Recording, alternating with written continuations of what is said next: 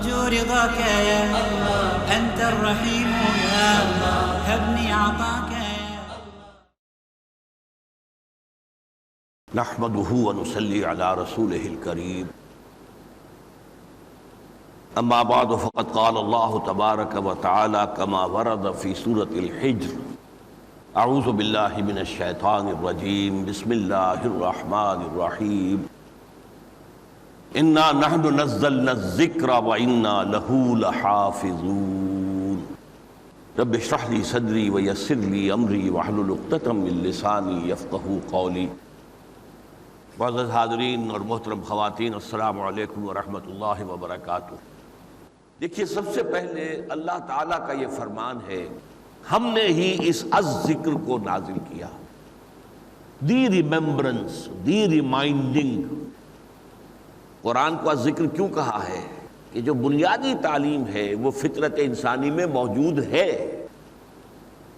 صرف یہ ہے کہ اس پر ظہور کے پردے طاری ہو گئے، بھول کے، ظہور کے، نسیان کے، یا ہمارے بدعمالیوں کی وجہ سے دل کے اوپر زنگ آ گیا ہے۔ جیسے لالٹین کے اوپر دھواں آ جائے تو اس کی روشنی اندر ہی بند ہو جاتی ہے، باہر نہیں نکل سکتی۔ تو روشنی تو ہے اندر، نور فطرت اللہ نے رکھا ہوا ہے، روحانی نور ہے، لیکن یہ کہ پردے پڑ گئے ہیں۔ آسمانی کتابیں آتی ہیں ان پردوں کو اٹھانے کے لیے۔ آپ لالٹین کی چمنی کو صاف کر دیجئے، آپ کو روشنی پیدا نہیں کرنی، روشنی تو اندر تھی اس کے، وہ تو دھواں اوپر آ گیا تھا، اس لیے رکاوٹ ہو رہی تھی۔ اس لیے آسمانی کتابوں کو الذکر، قرآن سب سے بڑا الذکر ہے، فرمایا ہم ہی اس کے محافظ ہیں۔ یہ آیت ایک اعتبار سے بڑی اہم ہے، اور میری جو تقاریر ہوتی ہیں تکمیل نبوت و رسالت کے مظاہر پر، اس میں میں اس مسئلے کو خاص طور پر بیان کرتا ہوں کہ ویسے تو تورات بھی اللہ کی کتاب ہے، اور سورہ مائدہ میں فرمایا انا انزلنا التوراۃ فیہا ھدی و نور، ہم نے ہی تورات نازل کی تھی، اس میں ہدایت بھی تھی، نور بھی تھا۔ پھر اسی رکوع میں فرمایا، یہ 7واں رکوع ہے سورہ مائدہ کا، کہ انجیل کے اندر فیہ ھدی و نور، اس میں ہدایت بھی تھی، نور بھی تھا، لیکن ان کی حفاظت کا ذمہ اللہ نے نہیں لیا۔ کیوں؟ اس لیے کہ یہ اصل میں سابقہ کتابیں کچھ انٹرم پیریڈ کے لیے ہدایات تھیں جو دی گئی۔ اس کے حوالے سے آپ لفظ ذہن میں رکھیے، 10 کمانڈمنٹس، 10 احکام، احکام 10، تورات کے مشہور ترین تو وہی ہے۔ تو بچپن میں تو صرف یہی بتایا جاتا ہے یہ کرو یہ نہ کرو، یہ کیوں کرو اور یہ کیوں نہ کرو۔ یہ تو جب بچہ بڑا ہوگا، اس کا ذہن جو ہے پختہ ہو جائے گا، تب اس کی سمجھ میں آئے گا۔ لہذا جب نوع انسانی بالغ ہو گئی عقلی اعتبار سے، شعور کے اعتبار سے، فکر کے اعتبار سے، تب پھر یہ الذکر، یہ قرآن نازل کر دیا گیا۔ اور چونکہ اب نبوت ختم تھی، کوئی اور نبی آنا نہیں ہے، لہذا اسے محفوظ کر دیا گیا۔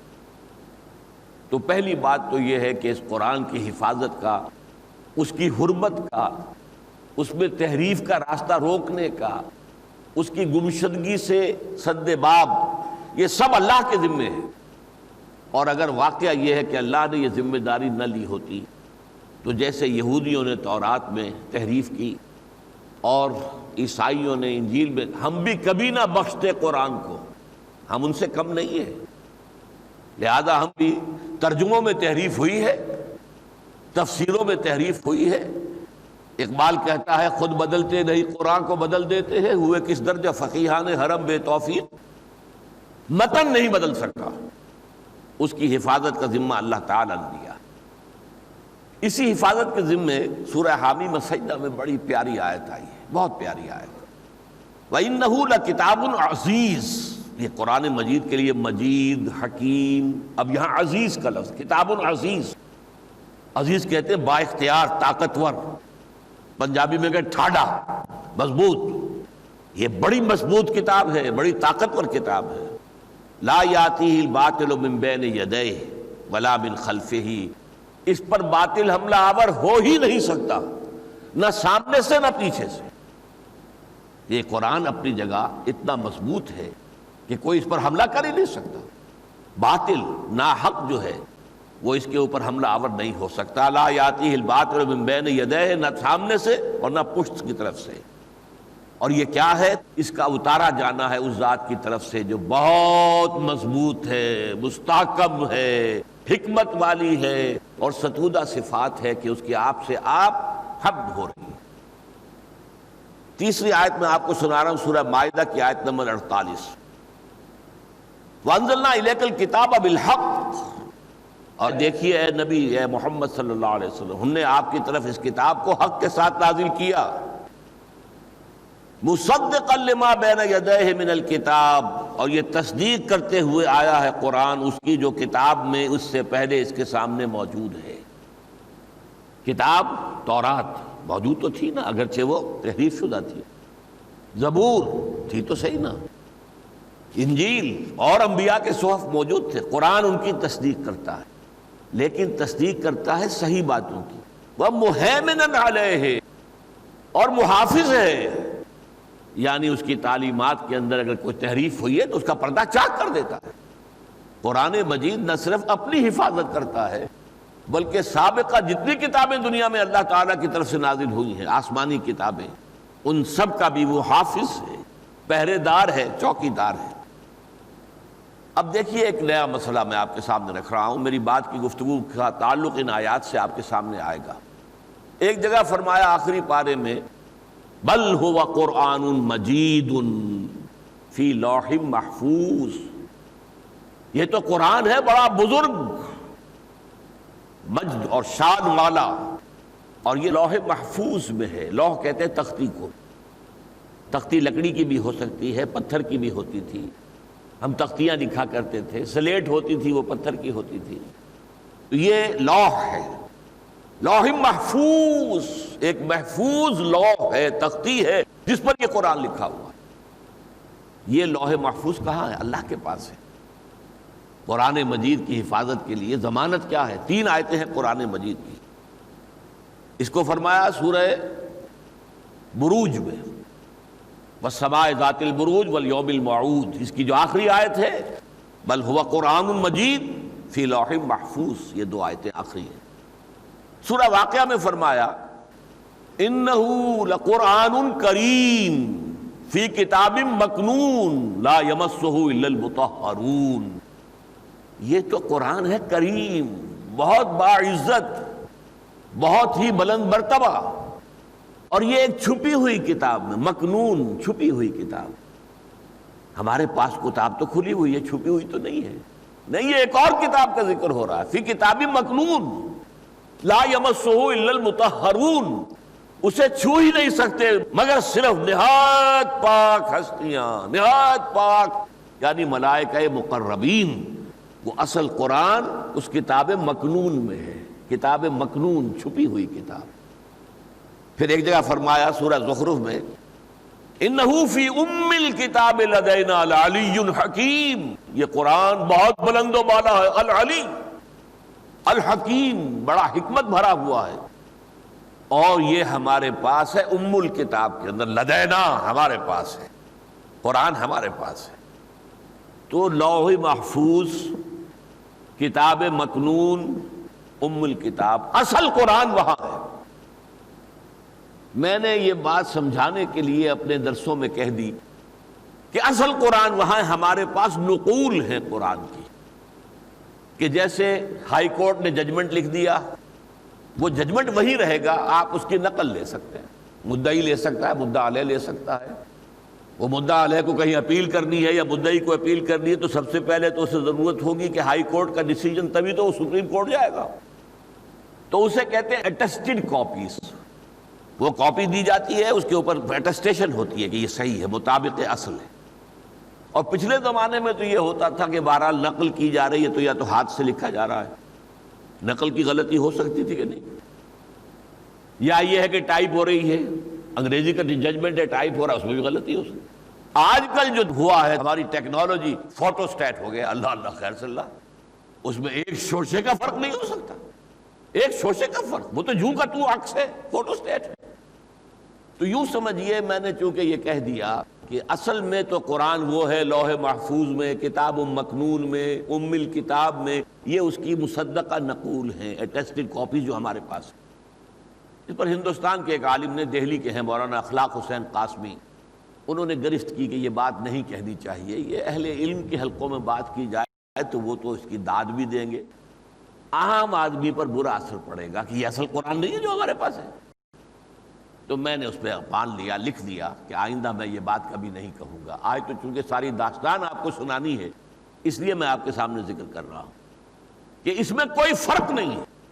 اصل قرآن لوح محفوظ میں، اصل قرآن کتاب مکنون میں، اصل قرآن ام الکتاب میں، لیکن وہاں سے یہ نازل ہوا ہے حضرت جبرائیل کے ذریعے محمد الرسول اللہ صلی اللہ علیہ وسلم پر، پھر حضرت محمد سے صحابہ کو منتقل ہوا، پھر تابعین کو منتقل ہوا، تبع تابعین کو منتقل ہوا، آج تک یہ منتقل ہو رہا ہے، لیکن اس کے اندر شوشے کا فرق نہیں، اس میں کوئی غلطی نہیں۔ میں پورا کیٹیگوریکلی ڈینائی کر رہا ہوں کہ میری طرف اس بات کی نسبت جھوٹ ہے، تہمت ہے، بہتان۔ یہ قرآن ہے لیکن اصل قرآن وہاں ہے، اس کی یہ مصدقہ نقل ہے، اس کی فوٹو سٹیٹ کاپی ہے جو ہمارے پاس ہے۔ قرآن کہہ رہا ہے بھائی بل هو قرآن مجید فی لوح محفوظ انہ لقرآن کریم فی کتاب مکنون لا یمسہ الا المطہرون انہ فی ام الکتاب لدینا لعلی حکیم۔ کیسے میں انکار کر دوں؟ قرآن کی آیات کا انکار کر دوں؟ اصل قرآن وہاں ہے، ہمارے پاس اٹیسٹڈ کاپیز ہیں، لیکن یہ مطابق اصل ہے، نقل مطابق اصل، شوشے کا فرق بھی نہیں۔ اب آگے چلیے، وہاں سے قرآن نازل ہوا اور دو واسطوں سے انسانوں تک پہنچا۔ وہاں سے لوح محفوظ سے، کتاب مکنون سے، ام الکتاب سے لیا کس نے؟ حضرت جبرائیل علیہ السلام۔ حضرت جبرائیل سے سنا کس نے؟ محمد الرسول اللہ صلی اللہ علیہ وسلم۔ یہ قرآن لکھا ہوا نازل نہیں ہوا ہے، جان لیجئے اچھی طرح۔ سورہ نساء میں تو کہا گیا ہے کہ اے نبی یہ اہل کتاب آپ سے مطالبہ کر رہے ہیں کہ لکھا ہوا کتاب قرآن اتارو ہمارے اوپر، جیسے کہ تورات جو ہے لکھی ہوئی تختیوں کے اوپر، پتھر کی تختیوں کے اوپر جو ہے موسیٰ کو دی گئی تھی، ہمیں بھی اتارو۔ لیکن نہیں، یہ آیا ہے حضرت جبرائیل کی زبان سے محمد الرسول اللہ کے کانوں تک، لیکن وہ کان دل کا کان ہے، یہ کان نہیں۔ پھر محمد الرسول اللہ کی زبان مبارک سے صحابہ کے کانوں تک، یہ سماعت کے ذریعے سے منتقل ہوا ہے، اور اس میں دو واسطے ہیں۔ اب ان دونوں واسطوں کی جو ہے قرآن مجید میں مدح کی گئی ہے۔ آپ کو معلوم ہے سورہ تکویر، فلا اقسم بالخنس الجوار الکنس واللیل اذا عسعس والصبح اذا تنفس انہ لقول رسول کریم ذی قوت عند ذی العرش مکین مطاع ثم امین۔ یہ ہے جبرائیل کی شان، یہ قول ہے ایک رسول کریم کا، اور وہ رسول کریم کون ہے؟ جبرائیل، جو مطاع ہے، سارے فرشتے ان کا حکم مانتے ہیں، اور امین، امانت دار۔ مجال ہے کہ اس قرآن کے اندر جو منتقل کیا انہوں نے لوح محفوظ سے اور کتاب مکنون سے اور ام الکتاب سے، مجال ہے اس کے اندر کوئی رد و بدل کرے۔ اور پھر اس کو دل کے کانوں سے سنا محمد رسول اللہ نے، اور نکلا اب آپ کی زبان مبارک کے ذریعے سے، یہ بھی قول ہے۔ چنانچہ سورہ حاقہ کی آخری آیات کیا ہیں؟ فلا اقسم بما تبصرون وما لا تبصرون انہ لقول رسول کریم وما هو بقول شاعر قلیلا ما تؤمنون ولا بقول کاہن قلیلا ما تذکرون۔ تو میں قسم کھاتا ہوں ان چیزوں کی بھی جو تم دیکھتے ہو، مادی چیزیں، اور قسم کھاتا ہوں ان ساری غیب کی چیزوں کی بھی جن کو تم نہیں دیکھتے۔ یہ ایک رسول کریم محمد عربی صلی اللہ علیہ وسلم کی زبان سے نکلا ہوا ہے۔ قول جبرائیل، قول محمد صلی اللہ علیہ وسلم، اور محمد کون ہے؟ صلی اللہ علیہ وسلم، یہ کوئی شاعر نہیں ہے۔ ولا بقول شاعر قلیلا ما تؤمنون، تم کم ہی مانتے ہو۔ ولا بقول کاہن، اور یہ کوئی کاہن نہیں ہے۔ اس اعتبار سے وہ جو پہلی کڑی تھی جبرائیل، ان کی بھی شان بیان ہو گئی، اور دوسری کڑی محمد الرسول اللہ، ان کی شان بھی بیان ہو گئی۔ حضور سے سنا اور لوگوں نے یاد کیا، سینکڑوں حفاظ سینوں کے اندر محفوظ ہو گیا۔ اب دیکھیے جب رسول تبلیغ کر رہے ہیں تو اس کا ذکر ہے سورہ جن میں. عالم الغیب، اللہ تعالیٰ جو ہے تمام غیب کا جاننے والا ہے. فلا یظہر علی غیبہ احدا، اور وہ اپنے غیب کو ظاہر نہیں کرتا کسی پر بھی،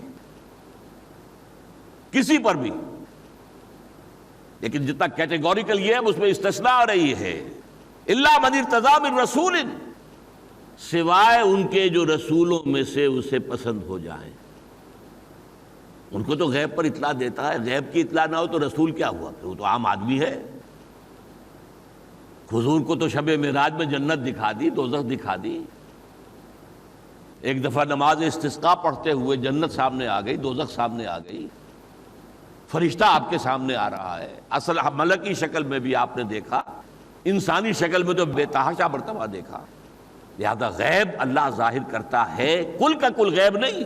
کل غیب تو اسی کے پاس ہے. عالم الغیب فلا یظہر علی غیبہ احدا، کسی کو بھی مطلع نہیں کرتا غیب پر. الا من ارتضی من رسول، سوائے ان رسولوں کے جنہیں وہ پسند کر لے.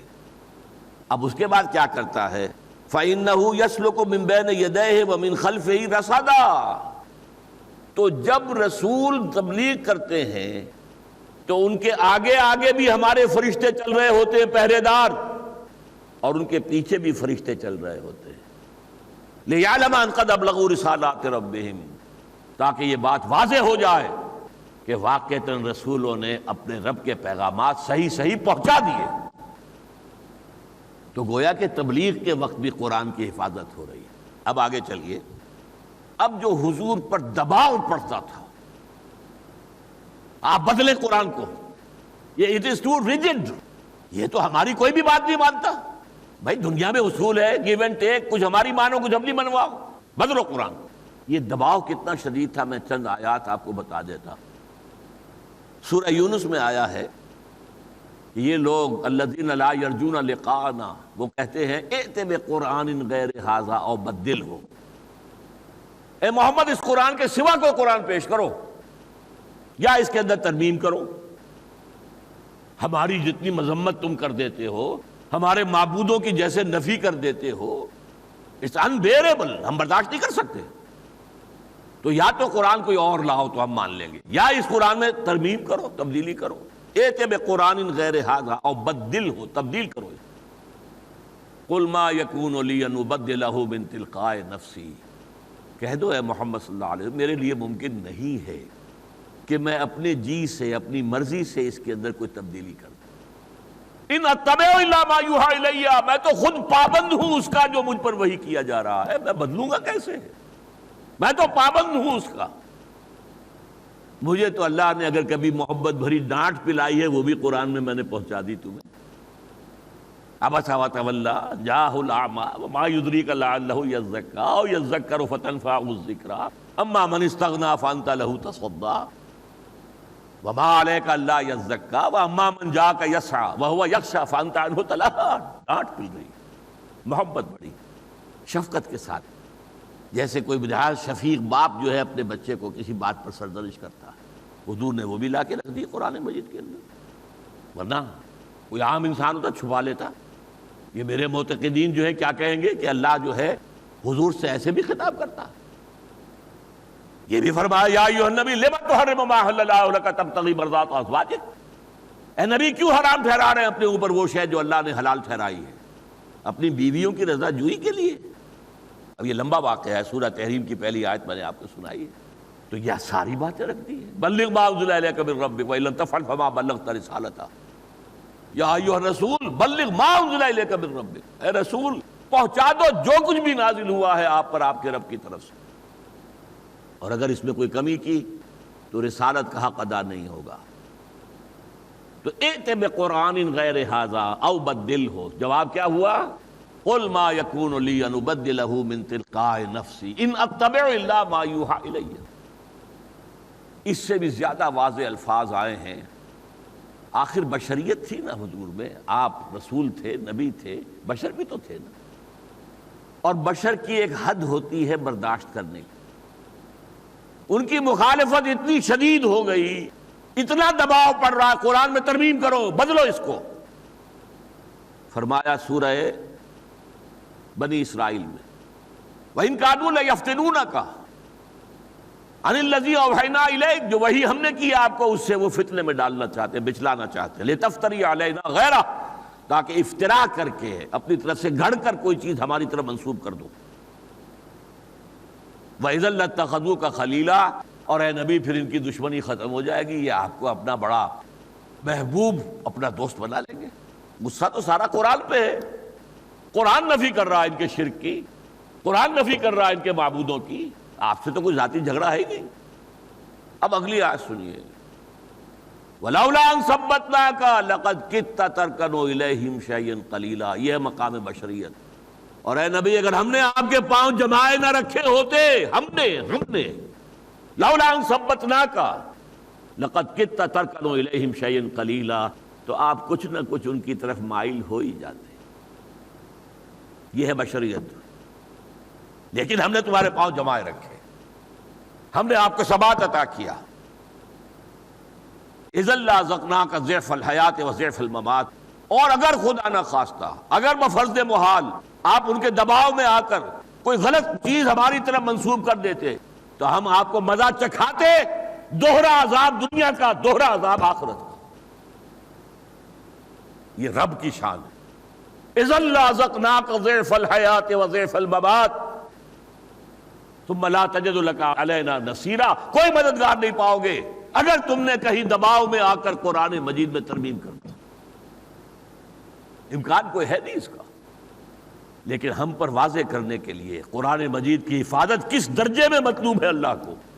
اگر نبی بھی کوئی ترمیم کر دے تو آئی باتیں نیک نیت اس سے کریں گے کہ یہ بدماش نہیں مان رہے، چلو تھوڑی سی نرمی کر دوں تاکہ کچھ مان لے، بعد میں منوا لوں گا۔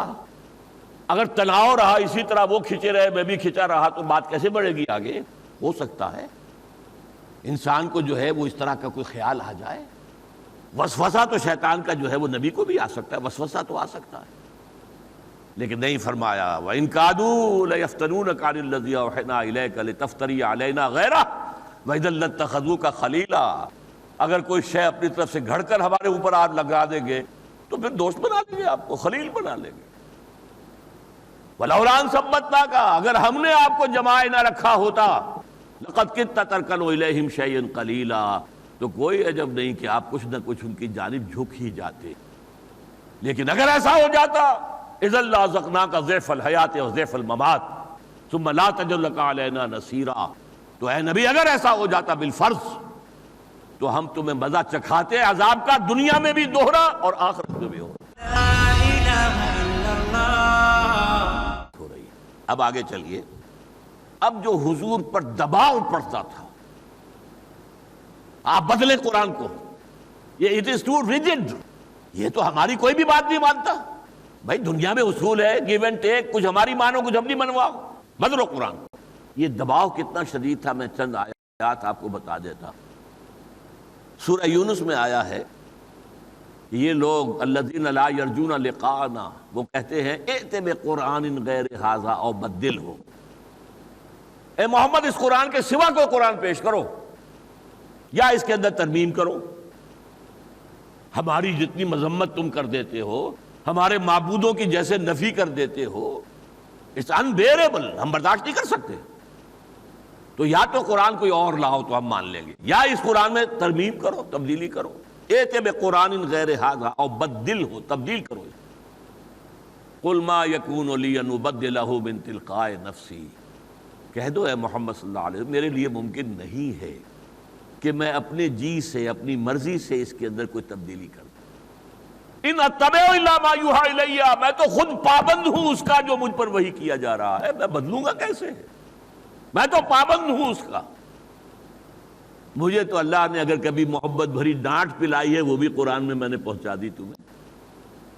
عبس وتولی جاءہ الاعمی وما یدریک لعلہ یزکیٰ او یذکر فتنفعہ الذکریٰ اما من استغنی فانت لہ تصدی وما علیک الا یزکیٰ واما من جاءک یسعی وہو یخشی فانت عنہ تلہی۔ ڈانٹ پل گئی، محبت بڑی شفقت کے ساتھ، جیسے کوئی بجائے شفیق باپ جو ہے اپنے بچے کو کسی بات پر سرزنش کرتا ہے، حضور نے وہ بھی لا کے رکھ دی قرآن مجید کے اندر۔ ورنہ کوئی عام انسان ہوتا چھپا لیتا، یہ میرے معتقدین جو ہے کیا کہیں گے کہ اللہ جو ہے حضور سے ایسے بھی خطاب کرتا ہے. یہ بھی فرمایا یا ایھا النبی لم تحرم ما احل اللہ لک تبتغی مرضات ازواجک، اے نبی کیوں حرام ٹھہرا رہے ہیں اپنے اوپر وہ شے جو اللہ نے حلال ٹھہرائی ہے اپنی بیویوں کی رضا جوئی کے لیے. اب یہ لمبا واقعہ ہے، سورہ تحریم کی پہلی آیت میں نے آپ کو سنائی ہے. تو یہ ساری باتیں رکھ دی ہیں. بلغ ما انزل الیک من ربک وان لم تفعل فما بلغت رسالتہ. یا ایھا الرسول بلغ ما انزل الیک من ربک، اے رسول پہنچا دو جو کچھ بھی نازل ہوا ہے آپ پر آپ کے رب کی طرف سے، اور اگر اس میں کوئی کمی کی تو رسالت کا حق ادا نہیں ہوگا. تو ائت بقرآن غیر ھذا او بدلہ، جواب کیا ہوا؟ قل ما یکون لی ان ابدلہ من تلقاء نفسی ان اتبع الا ما یوحی الی. اس سے بھی زیادہ واضح الفاظ آئے ہیں. آخر بشریت تھی نا حضور میں، آپ رسول تھے، نبی تھے، بشر بھی تو تھے نا، اور بشر کی ایک حد ہوتی ہے برداشت کرنے کی. ان کی مخالفت اتنی شدید ہو گئی، اتنا دباؤ پڑ رہا، قرآن میں ترمیم کرو، بدلو اس کو. فرمایا سورہ بنی اسرائیل میں وَإِن كَانُوا لَيَفْتِنُونَكَ عَنِ الَّذِي أَوْحَيْنَا إِلَيْكَ، جو وہی ہم نے کیا آپ کو اس سے وہ فتنے میں ڈالنا چاہتے ہیں، بچلانا چاہتے ہیں. لِتَفْتَرِيَ عَلَيْنَا غَيْرَهُ، تاکہ افتراء کر کے اپنی طرف سے گھڑ کر کوئی چیز ہماری طرف منسوب کر دو. وَإِذًا لَاتَّخَذُوكَ خَلِيلًا، اور اے نبی پھر ان کی دشمنی ختم ہو جائے گی، یہ آپ کو اپنا بڑا محبوب اپنا دوست بنا لیں گے. غصہ تو سارا قرآن پہ ہے. قرآن نفی کر رہا ہے ان کے شرک کی، قرآن نفی کر رہا ہے ان کے معبودوں کی. آپ سے تو کوئی ذاتی جھگڑا ہے ہی نہیں. اب اگلی آیت سنیے، وَلَوْلَا أَن ثَبَّتْنَاكَ لَقَدْ كِدتَّ تَرْكَنُ إِلَيْهِمْ شَيْئًا قَلِيلًا. یہ ہے مقام بشریت. اور اے نبی اگر ہم نے آپ کے پاؤں جمائے نہ رکھے ہوتے، ہم نے لولا ان ثبتناک لقد کدت ترکن الیہم شیئا قلیلا، تو آپ کچھ نہ کچھ ان کی طرف مائل ہو ہی جاتے. یہ ہے بشریت. لیکن ہم نے تمہارے پاؤں جمائے رکھے، ہم نے آپ کو ثبات عطا کیا. اذا لازقناک ضعف الحیات و ضعف الممات، اور اگر خدا نہ خواستہ، اگر بفرض محال آپ ان کے دباؤ میں آ کر کوئی غلط چیز ہماری طرف منسوب کر دیتے تو ہم آپ کو مزہ چکھاتے، دوہرا عذاب دنیا کا، دوہرا عذاب آخرت کا. یہ رب کی شان ہے. اذا لازقناک ضعف الحیات و ضعف الممات ثم لا تجد لك علینا نصیرا. کوئی مددگار نہیں پاؤ گے اگر تم نے کہیں دباؤ میں آ کر قرآن مجید میں ترمیم کر دی. امکان کوئی ہے نہیں اس کا. لیکن ہم پر واضح کرنے کے لیے قرآن مجید کی حفاظت کس درجے میں مطلوب ہے اللہ کو. اگر نبی بھی کوئی ترمیم کر دے تو آئی باتیں نیک نیتی سے کریں گے کہ یہ بدماش نہیں مان رہے، چلو تھوڑی سی نرمی کر دوں تاکہ کچھ مان لے، بعد میں منوا لوں گا. اگر تناؤ رہا اسی طرح وہ کھچے رہے میں بھی کھچا رہا تو بات کیسے بڑھے گی آگے؟ ہو سکتا ہے انسان کو جو ہے وہ اس طرح کا کوئی خیال آ جائے.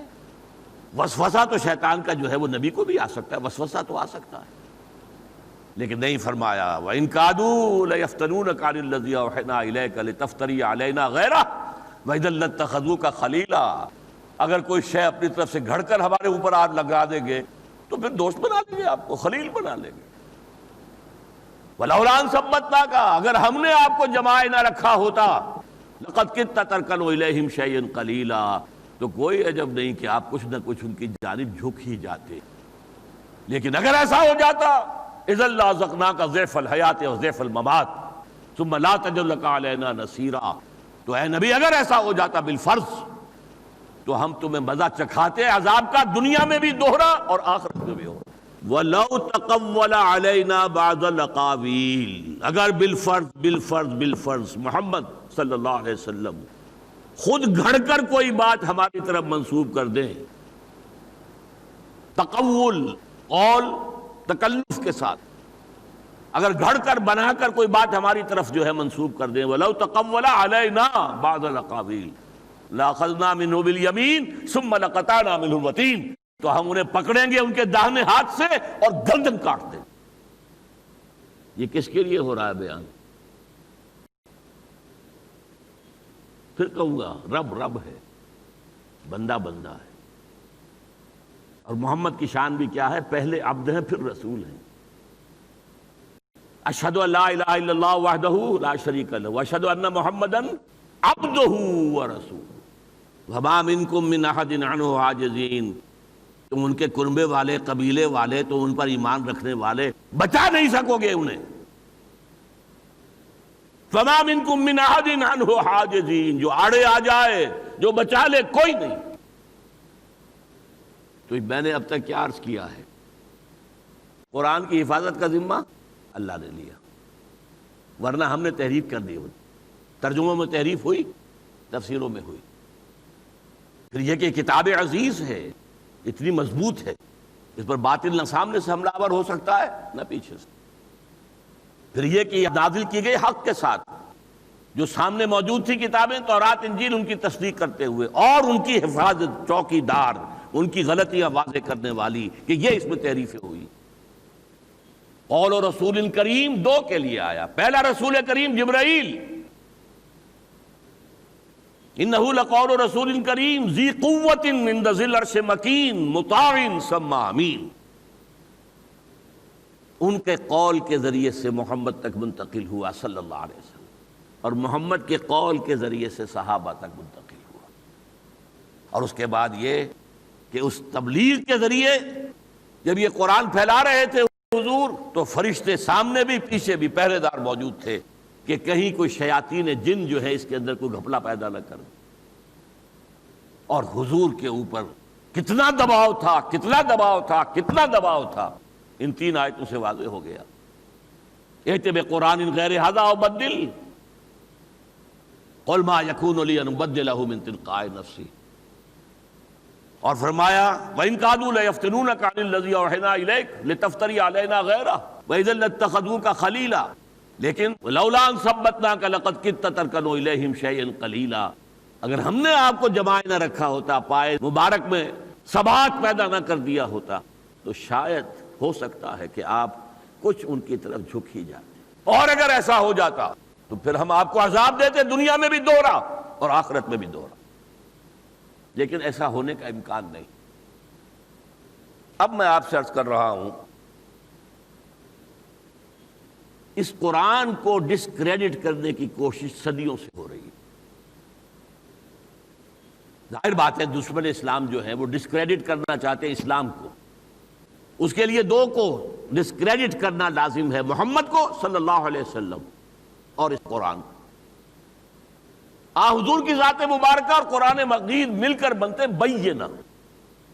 لم یکن الذین کفروا من اہل الکتاب والمشرکین منفکین حتی تأتیہم البینہ. بینہ کیا ہے؟ رسول من اللہ یتلو صحفا مطہرۃ فیہا کتب قیمہ. رسول جو اللہ کی طرف سے بھیجے گئے اور جو تلاوت کر رہے ہیں بڑے پاکیزہ صحیفے جن میں اللہ تعالیٰ کے احکام ہے واضح. یہ جو دونوں ملتے ہیں تو بینہ بنتی ہے، واضح دلیل اللہ کی آخری حجت نوع انسانی پر. لہذا اسلام کو بگاڑنا ہے تو حضور کی شخصیت کو داغدار کر دیجیے.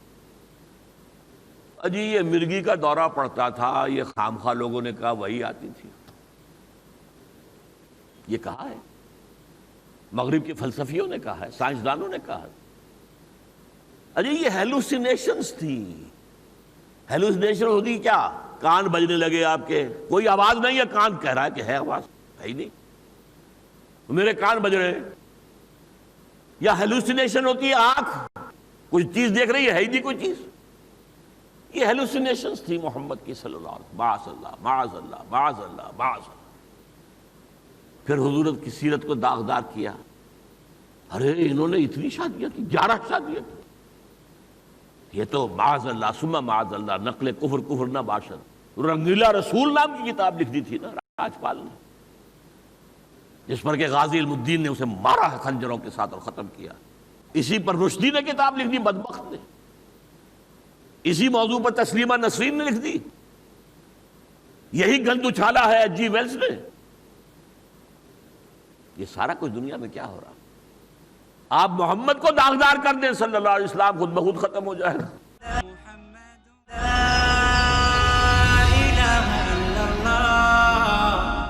اجی یہ ہیلوسینیشنز تھی.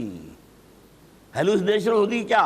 کان بجنے لگے آپ کے، کوئی آواز نہیں ہے، کان کہہ رہا ہے کہ ہے آواز، ہے ہی نہیں، میرے کان بج رہے ہیں۔ یا ہیلوسینیشن ہوتی ہے آنکھ کچھ چیز دیکھ رہی ہے ہی نہیں کوئی چیز، یہ ہیلوسینیشنز تھی محمد کی صلی اللہ علیہ وسلم، معاذ اللہ معاذ اللہ معاذ اللہ معاذ اللہ۔ پھر حضور کی سیرت کو داغدار کیا، ارے انہوں نے اتنی شادیاں کی، 11 شادیاں کی، یہ تو معاذ اللہ ثم معاذ اللہ نقل کفر کفر نہ باشد۔ رنگیلا رسول نام کی کتاب لکھ دی تھی نا راجپال نے، جس پر کہ غازی علم الدین نے اسے مارا ہے خنجروں کے ساتھ اور ختم کیا۔ اسی پر رشدی نے کتاب لکھ دی، بدبخت نے۔ اسی موضوع پر تسلیمہ نسرین نے لکھ دی، یہی گند اچھالا ہے جی ویلز نے۔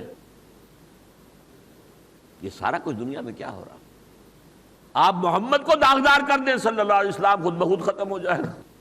دوسرے قرآن کو ڈسکریڈٹ کرنا، ایک بڑی سازش ہوئی تھی، اسرائیل نے کی تھی،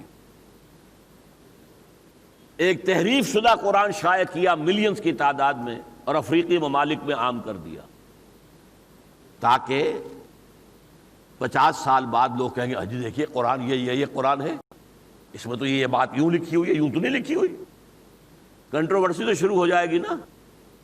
اب آپ لاکھ وضاحتیں کرتے پھریے، اس کا توڑ کیا، اللہ تعالیٰ انہیں اجر دے، ثواب دے۔ جمال عبد الناصر کھڑا ہو گیا، جو بھی کچھ تھا، یہ اس کی خدمت بہت بڑی ہے۔ قرآن مجید کی ٹیپس تیار کروائے شیخ محمود خلیل الحسری رحمۃ اللہ علیہ اور قاری عبد الباسط محمد عبد الصمد، پورا قرآن ٹیپ ریکارڈ کے اندر، ٹیپس کے اندر محفوظ کر دیا گیا، اور لاکھوں اس کے نسخے جو ہے عام کر دیے۔ یہ ہے اصل قرآن۔ اور دوسری کوشش کی سعودی عرب کے حکمرانوں نے، لیکن انہوں نے کیا کیا؟ ایک فاؤنڈیشن قائم کی، قرآن فاؤنڈیشن۔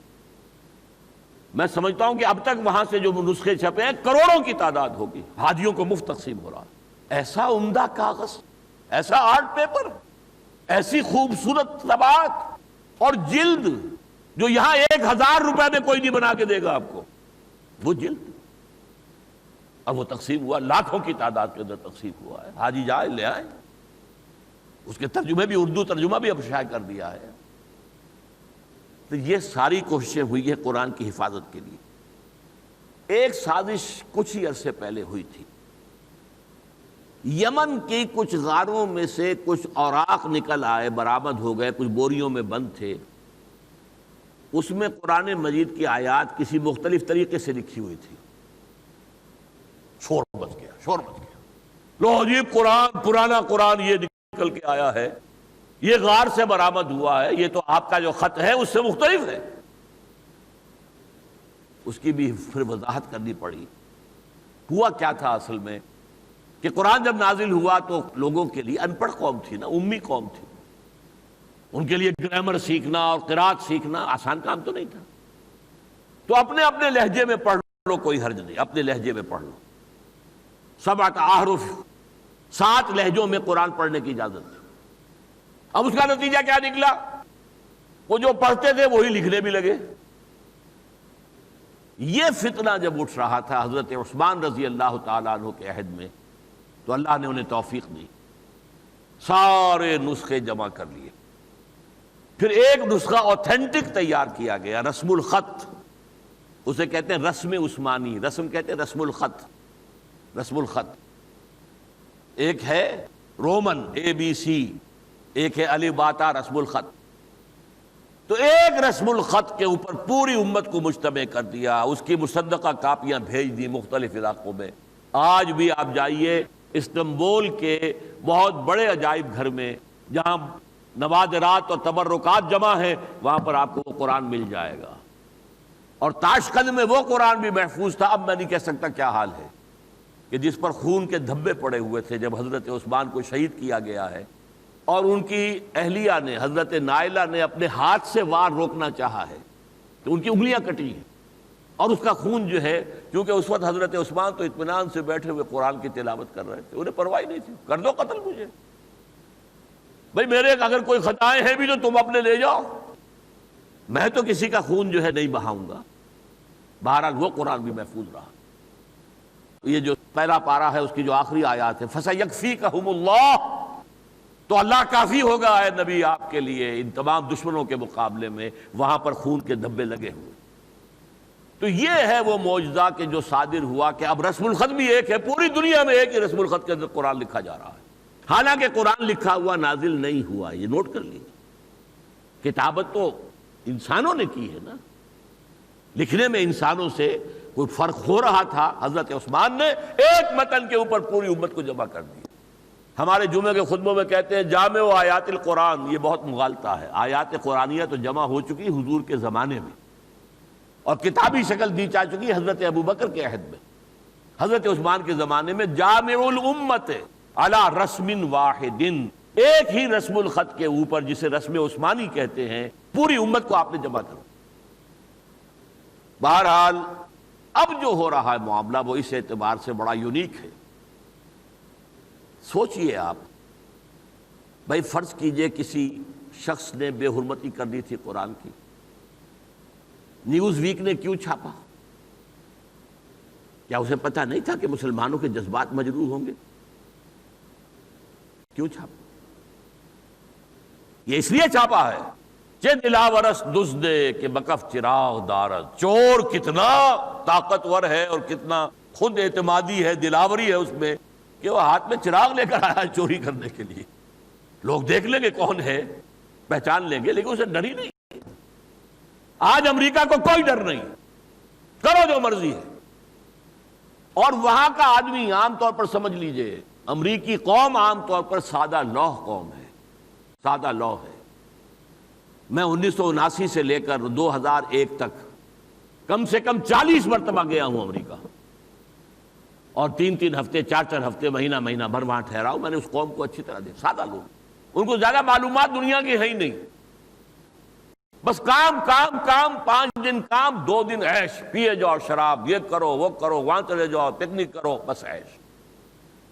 لیکن یہ میڈیا، الیکٹرانک میڈیا نے ان کے دماغوں کے اندر زہر بھر دیا ہے۔ انہوں نے سارا ڈسکریڈٹ کیا ہے قرآن کو بھی اور محمد رسول اللہ کو بھی صلی اللہ علیہ وسلم۔ یہ قرآن خونی کتاب ہے، جب تک یہ قرآن دنیا میں ہے امن قائم نہیں ہو سکتا۔ لائٹ جارج کی بات آج گونج رہی ہے پوری دنیا کے اندر، لہذا ان کے سپاہی بڑے جو ہیں وہ سادہ لوگ دشمنی کے اندر شیر ہو گئے، اور وہ قرآن کے ساتھ وہ کچھ کر رہے ہیں جس کا ہم تصور نہیں کر سکتے۔ میں زبان سے نہیں کہنا چاہتا کہ فلش میں بہایا جا رہا ہو قرآن مجید، ہوا ہے، لیکن یہ کیوں ہوا ہے اور کیوں اس کو ابھی جو رپورٹ آئی ہے FBI کی کہ یہ کوئی ایک واقعہ نہیں ہے، ایسے بے شمار واقعات ہوئے، کیوں بیان کر رہے ہیں، چھپاتے کیوں نہیں ہیں؟ اور کیجئے، اس لیے وہ ٹیسٹ کر رہے ہیں ذرا مسلمانوں میں کوئی غیرت باقی ہے یا نہیں۔ عبد القادر روہیلا نے جیسے ٹیسٹ کیا تھا، اس وقت کا جو مغل بادشاہ تھا اس کو قتل کیا، اس کے آنکھیں نکالی شاہ تیموری کی آنکھیں نوکے خنجر سے، اور پھر اس کے محل میں چلا گیا، وہاں اس کی بیویاں باندیاں، اور وہاں جا کر ایسے ہو گیا، اپنی تلوار بھی اتار دی، خنجر بھی اتار کے رکھ دیا، ڈھال بھی علیحدہ رکھ دی، لیٹ گیا جیسے کہ سو رہا ہے۔ ٹیسٹ کر رہا تھا کہ یہ شہزادیاں، یہ بیگمات، ان میں کوئی ہے کوئی رمق غیرت کی کہ کوئی میرا خنجر اٹھا کر ہی گھونپنے کی کوشش تو کرے؟ کسی نے نہیں کہا۔ تو اس نے کہا کہ غیرت نام تھا جس کا، گئی تیمور کے گھر سے۔ روہیلا کس قدر ظالم جفاجو کینہ پرور تھا، نکالی شاہ تیموری کی آنکھیں نوکے خنجر سے، یہ پہلا شعر ہے اس نظم کا۔ اور آخری شعر کیا ہے کہ اس نے کہا کہ غیرت نام تھا جس کا، گئی تیمور کے گھر سے۔ اب غیرت نہیں، حمیت نہیں، وہ ہمارا جائزہ لے رہے ہیں۔ جب کوئی آپریشن ہوتا ہے، جب اینستھیزیا دے دیتے ہیں، پھر دیکھتے ہیں کہیں سے کوئی سوئی چبھا کر انہیں پتہ چلا کہ نہیں چلا، اینستھیزیا واقعی انڈر ہو گئے کہ نہیں ہو گئے، کہیں ایسا تو نہیں کہ ہم ادھر جو ہے نشتر لگائیں اور ادھر وہ چیخ پڑے کہ یہ کیا ہو رہا ہے میرے ساتھ۔ ہمارا کیا حال تھا؟ ہم تو اب جاگے ہیں ذرا تھوڑا سا، کوئی ریلیاں نکال رہے ہیں، کوئی مظاہرے کر رہے ہیں، لیکن وہ بات اور تھی، وہ تو وقت گزر گیا۔ جب عین وقت پر نہیں آیا، جیسے کہتے ہیں مشتے کے بعد از جنگ یاد آیت برکلائے خود نی نمائند.